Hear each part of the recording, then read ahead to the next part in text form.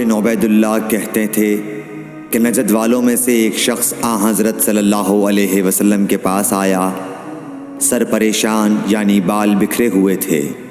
ہم اس کی آواز کی بن بناہٹ سنتے تھے اور ہم سمجھ نہیں پا رہے تھے کہ وہ کیا کہہ رہا ہے، یہاں تک کہ وہ نزدیک آن پہنچا جب معلوم ہوا کہ وہ اسلام کے بارے میں پوچھ رہا ہے۔ حضرت صلی اللہ علیہ وسلم نے فرمایا کہ اسلام دن رات میں 5 نمازیں پڑھنا ہے۔ اس نے کہا بس اس کے سوا تو اور کوئی نماز مجھ پر نہیں۔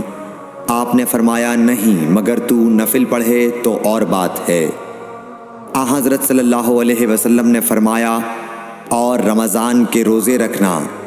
اس نے کہا اور تو کوئی روزہ مجھ پر نہیں ہے۔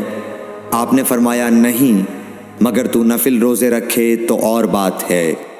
طلحہ نے کہا اور حضرت صلی اللہ علیہ وسلم نے اس زکوٰۃ کا بیان کیا۔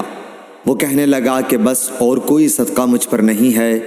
آپ نے فرمایا نہیں، مگر یہ کہ تو نفل صدقہ دے تو اور بات ہے۔ پھر وہ شخص پیٹھ موڑ کر چلا گیا، یوں کہتا جاتا تھا قسم خدا کی میں نہ اس سے بڑھاؤں گا نہ گھٹاؤں گا۔ حضرت صلی اللہ علیہ وسلم نے فرمایا اگر یہ سچا ہے تو اپنی مراد کو پہنچ گیا۔ صحیح بخاری حدیث نمبر 46۔ حضرت صلی اللہ علیہ وسلم نے فرمایا جو کوئی ایمان رکھ کر اور ثواب کی نیت سے کسی مسلمان کے جنازے کے ساتھ جائے اور نماز اور دفن سے فراغت ہونے تک اس کے ساتھ رہے تو وہ 2 قیرات ثواب لے کر لوٹے گا۔ ہر قیرات اتنا بڑا ہوگا جیسے احد کا پہاڑ۔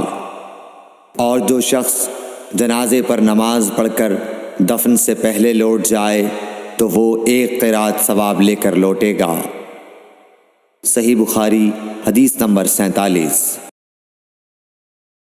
حضرت صلی اللہ علیہ وسلم نے فرمایا کہ مسلمان کو گالی دینے سے آدمی فاسق ہو جاتا ہے اور مسلمان سے لڑنا کفر ہے۔ صحیح بخاری حدیث نمبر 48۔